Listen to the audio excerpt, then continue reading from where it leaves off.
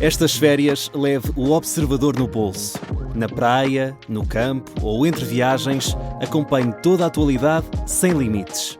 Assine com 40€ de desconto e habilite-se a ganhar uma estadia de 2 noites num dos hotéis boutique da Small Portuguese Hotels. Este verão, desligue da rotina, não da informação. Assine em observador.pt. 5 horas.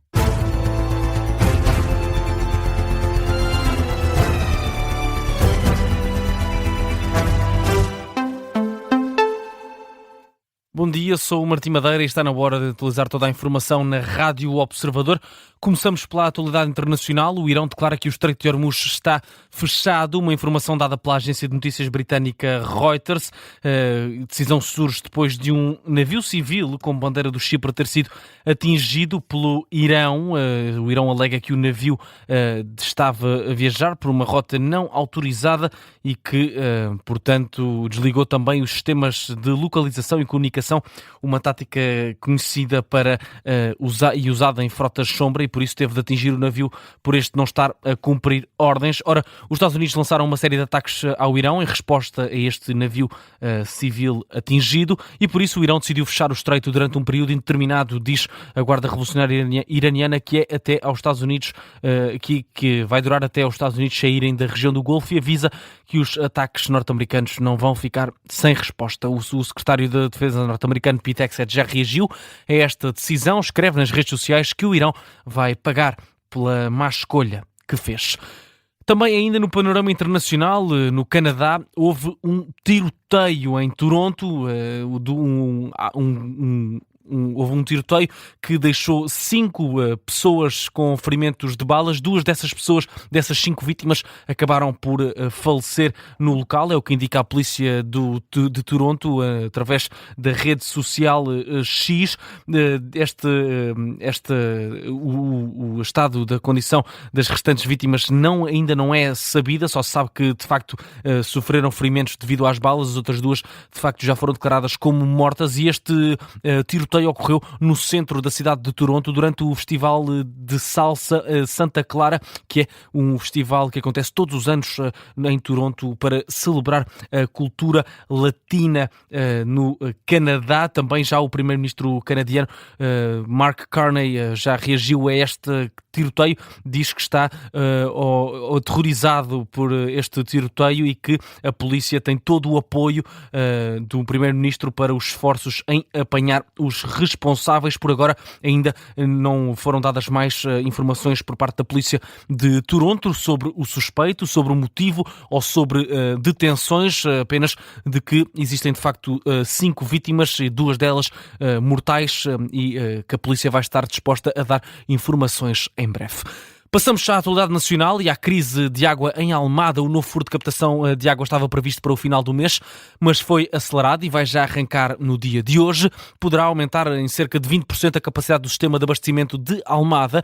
De acordo com a CNN Portugal, o furo extraordinário poderá ter um papel importante no reforço do abastecimento no concelho, após vários dias marcados por falhas no fornecimento de água. Segundo uma fonte ligada à operação, o equipamento foi instalado e preparado em tempo recorde, permitindo assim antecipar significativamente o calendário inicial que previa a entrada em funcionamento apenas no final do mês. Afinal, vai começar mesmo já no dia de hoje.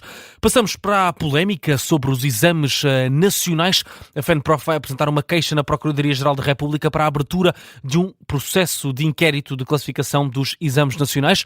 Em comunicado, a Federação Sindical dos Professores explica que vai formalizar a participação na próxima sexta-feira, dia 17, data em que vão ser afixadas as pautas. O objetivo é apurar responsabilidades relativamente à fiabilidade, segurança e credibilidade da plataforma eletrónica usada. Na nota publicada, a FENPROF sublinha que os docentes não podem ser responsabilizados por erros que lhes são totalmente alheios. Entretanto, chegam informações de que há professores classificadores ainda à espera de folhas de resposta de exames nacionais em falta e outros a quem está a ser pedido que reavaliem itens já classificados. Uma informação revelada pelos movimentos Metaprof e Missão Escola Pública a 3 dias do prazo para concluir o processo de classificação dos cerca de 300 mil exames nacionais do ensino secundário. Os 2 movimentos cívicos de professores continuam a receber relatos de problemas e continua a receber estes dois movimentos cívicos relatos destes problemas. O Ministro da Economia e da Coesão Territorial reconhece que a nova forma de classificar os exames nacionais correu mal, mas considera que não aconteceu nenhum desastre. Numa entrevista à SIC Notícias, Manuel Castro Almeida garante que o Ministro da Educação está no controle da situação. No entanto, admite que estaria preocupado se tivesse um filho na atual época de exames. Se tivesse filha na época de exames era capaz de estar um bocadinho preocupado, sim. Acho que as coisas estão... Houve aqui uma perturbação, houve um abanão que causa intranquilidade, mas o Ministro já veio dizer que está em condições de garantir tranquilidade 3 dias depois. Ora, um atraso de 3 dias também não é uma coisa desastrosa. Não é uma boa situação, quando as coisas correm mal, mas não é nenhum desastre quando se estão controladas. A situação correu mal, mas está sob controle. O Ministro está a dominar a situação. Garantia deixada pelo Ministro da Economia e da Coesão Territorial, que admite também que a meta de crescimento económico de 3,4% até 2028 vai ser muito difícil e aponta a guerra no Médio Oriente e as tempestades de fevereiro como fatores que condicionaram o crescimento da economia. O Bloco de Esquerda pede a demissão do Ministro da Educação e exige uma comissão de inquérito aos exames nacionais.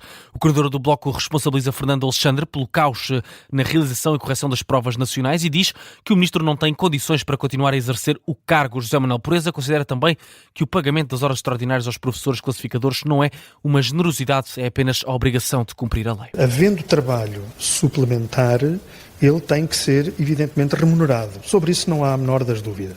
Há aqui um princípio básico do direito do trabalho, da decência, que é a remuneração do trabalho pela intensidade desse mesmo trabalho. E, portanto, é estranho, não é, que um dirigente político venha anunciar a remuneração do trabalho como se isso fosse uma coisa extraordinária. Não há nada de extraordinário, é apenas dizer aquilo que é uma verdade do Sr. de La Palice. Há trabalho, deve ser remunerado. Declarações do líder do Bloco de Esquerda depois da mesa nacional do partido em Lisboa. Entretanto, a Federação Nacional de Educação considera que é justo e necessário o pagamento de horas extraordinárias aos professores classificadores. A FNE sublinha que se trata de uma obrigação legal e não de um reconhecimento excepcional.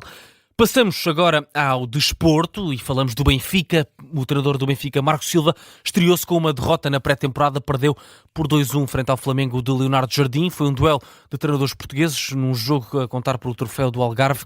Foi a primeira partida aberta ao público deste Benfica de Marco Silva. Os brasileiros marcaram primeiro, Samuel Lino, ex-Gil Vicente, perto do intervalo. Acabou por fazer o primeiro da partida, mas ainda antes do apito de Fábio Veríssimo, Pavlidis empatou de penalti. Já na segunda parte, ao minuto 70, Wallace fez o golo da vitória para o Flamengo. Em declarações à CNN Portugal, o novo treinador do Benfica, Marco Silva, diz não estar contente com o resultado, mas mostra satisfeito com a atitude e reação da equipa, sobretudo na segunda parte do jogo. Não estamos contentes com o resultado, como é lógico, somos Benfica, entramos em todos os jogos para ganhar e neste caso não foge à regra. Alguns bons momentos, a equipa um pouco ainda presa, principalmente no último terço, não fomos a equipa que queremos e que vamos ser.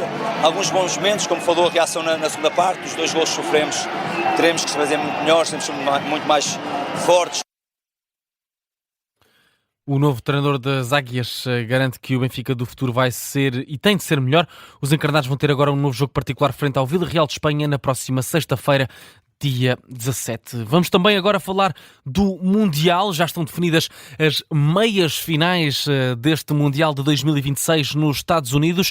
De um lado temos França e Espanha, já era sabido que esta meia-final ia acontecer, é terça-feira às 8 da noite, mas agora há a confirmação de outra meia-final, depois da vitória de Inglaterra frente à Noruega por 2-1. Os ingleses carimbaram esse lugar na meia-final, começaram a perder essa partida por um grande gol de Skeldrup, mas Jude Bellingham bisou para safar os ingleses da derrota e conseguiu fazer com que a Inglaterra vencesse já para lá do prolongamento e então ganha assim Inglaterra, que passa para as meias finais e já tem adversário, porque a Argentina jogou contra a Suíça. O jogo terminou há instantes, terminou há pouco menos de 20 minutos, 30 minutos, há pouco menos de meia hora. Vai jogar a Argentina na quarta-feira às 8 da noite contra a Inglaterra. A Argentina que venceu a Suíça por 3-1. O jogo de facto foi até prolongamento. Este jogo começou com um golo de Alexis McAllister aos 10 minutos. Depois Nedoia conseguiu aos 67 minutos empatar o jogo para a Suíça. O jogo de facto foi a prolongamento. Aos 112, já na na segunda parte do prolongamento, Rúden Alvarez fez um belíssimo golo e depois aos 120 mais um, Lautaro Martínez acabou por selar a vitória argentina nesta partida dos quartos de final e assim carimbou a presença da Argentina na próxima fase, na meia-final, vai jogar contra a Inglaterra. Ainda tempo de olhar para as modalidades. O atlético português Fernando Pimenta conquistou a medalha de ouro na Taça do Mundo de canoagem em Montreal, no Canadá. O canoista português venceu a prova K1 100 metros. Fernando Pimenta terminou com o tempo de 3 minutos e 35 segundos à frente do australiano Thomas Green e do checo Josef Dostal. O atleta garante assim o segundo pódio português na competição, depois da prata do K4 500 metros conquistada na sexta-feira. Notícia de fecho deste jornal das 5 da manhã. A informação está de regresso às 5h30. Até já.